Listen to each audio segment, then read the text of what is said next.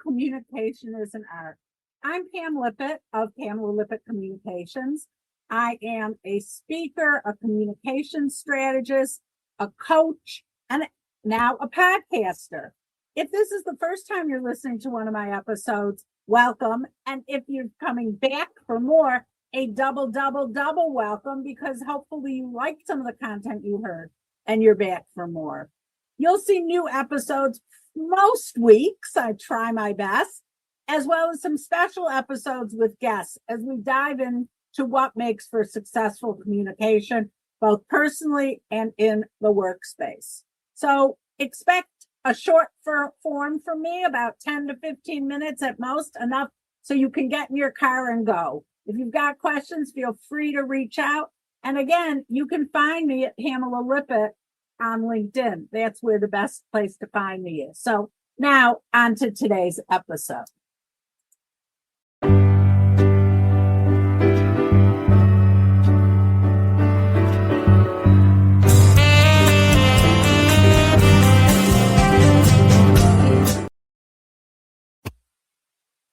Hi, everyone. Welcome back to Communication is an Art.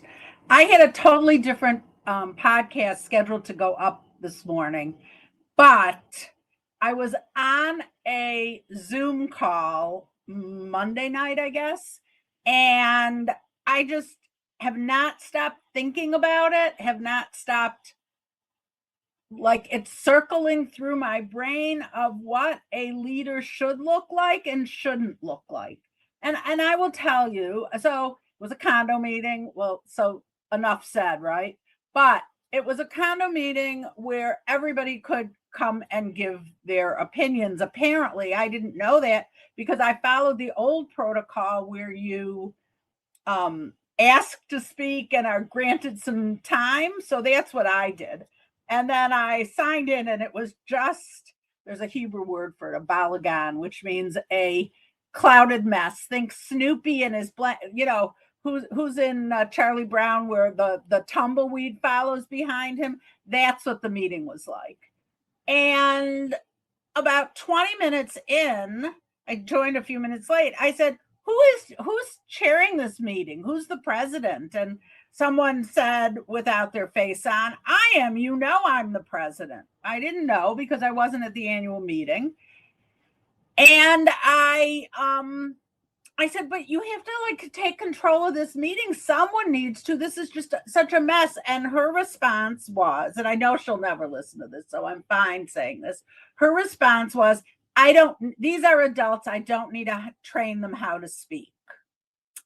Wow, that's where I'm starting today. I don't need to train them how to speak. So, I've talked before about we learn what to copy from leaders that we admire and what not to copy. So while it is so not the president or the chairman's job or responsibility to train someone, which I thought was an interesting go-to phrase, it is certainly their responsibility to set the agenda, set the tone, set the expectation, and then follow through. I wanted to ship her, a gavel. If Amazon could have only delivered in 10 minutes, she needed a gavel, though she probably wouldn't have used it. I was so annoyed. And I will say, damn, I talked too much in the meeting, but I was so frustrated at the lack of communication, the lack of respect, the lack of anyone saying anything that could make sense, that I spoke too much. And each time I spoke, I got mad at myself because I don't like to do that. But there was nobody else. And finally, someone said, oh, I'm the new secretary. I'll speak. But I'll run the meeting. But she didn't either, because it wasn't her job to run the meeting. So here's my tip 3 minutes in. My tip is, when you are expecting a difficult meeting, and boy, they should have known it was going to be difficult, as the chair or the leader, it is your job to do your homework, to say, folks, we know a lot of people want to speak. We're going to call on people. We're going to use only the raised hand option, because nobody whose hand was raised was ever called on, which was really annoying as well. I had my hand raised because that's protocol for a Zoom meeting. You need to set the expectations. It's something I talk about all the time. Whether you're going to a networking event and setting the expectation for yourself, or you're running a meeting, set the expectations for others. So I will tell you how I would have run the meeting, and I can tell you this, having been president of this condo association years ago. I would have started by introducing myself throughout the meeting continually, because people were joining in.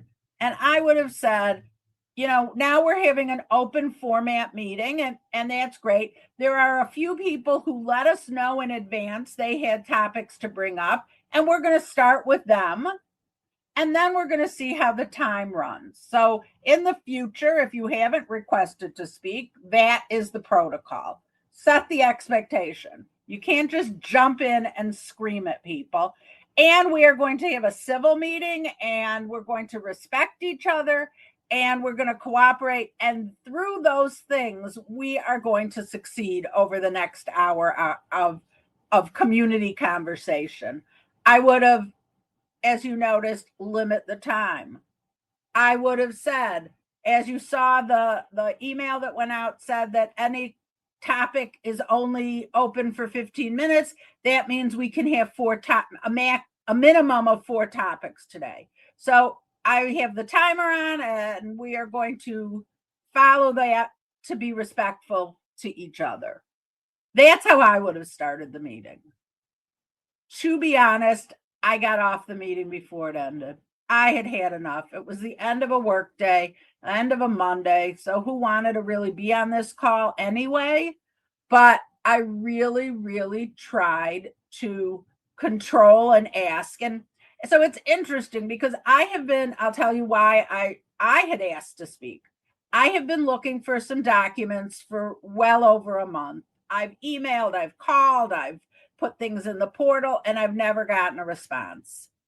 The community manager, who also didn't have her picture on the screen, her face on the screen, it was just a flat, picture of their logo, said, "Oh, it's in there. What do you mean my office staff?" All of a sudden, she owns the place. "My staff didn't give you this information?" I'm like, "No, go back and listen if it's a recorded call. Nobody gave the information. And if I had asked to talk to you, why didn't you follow up?"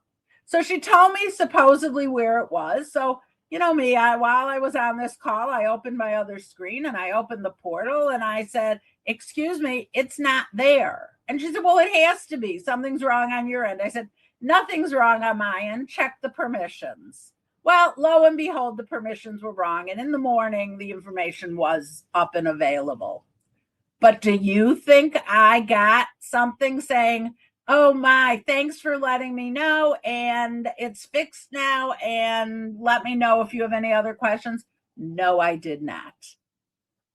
Now, as a communicator, this is things that are so difficult for me. If you're put in a position of leadership, you need to be a leader. It's fun to do the fun things at work. Hey, I like doing this, but this doesn't really pay the bills, but I like it. It doesn't mean I don't have to do the hard work that comes with the responsibility of owning a business, the responsibility of getting my taxes to my account, my tax prep to my accountant. Now that's always fun, but I have to get it done. I can't just say, "No, I'm not going to do the parts of the job I don't like." I haven't figured out the parts of the job the president likes, and that's really sad. So I am leaving you with a message today that when you step up into a role, you have to step up to the whole role. You have to do the parts you don't like in order to do the parts you do like. Think of those as just bonus items. The bonus is getting up and speaking in front of other people. The bonus is doing the podcast, but the hard work always comes first. When I'm doing a project or I have something to tackle, everybody's different. I always tackle the hardest things first in the morning and get them out of the way because then the rest of the day is easy. So maybe think of it that way. Maybe think of the beginning of a meeting as the hard part you have to tackle in order to have a nice meeting where people actually like you by the end of it. I'm proud to say that people still, on the whole, like me in this condo for the leadership I had in the condo and in other places where I've been a leader. I haven't really had a negative experience so many times. If I did, you know what? I walk away. I'm at that point in my life where I'm ready to walk away if I don't like something. I am not ready to walk away from you.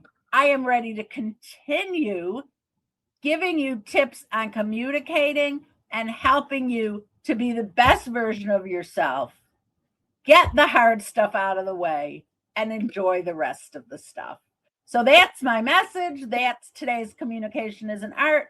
I look forward to hearing from you. If you're listening to this the week of March, I'm sorry, that I don't even know what month it is. The week of April 13th. Let me just tell you, I'm so excited. You'll see in the show notes below. I am kicking off a small business work summit next week. It's online, virtual, and I hope you will look at the information and maybe join us. It'll be a lot of fun. We have 12 speakers over 4 hours, all giving you concrete tips, not selling. So hope you'll join us. Everybody take care, and I will be back next week.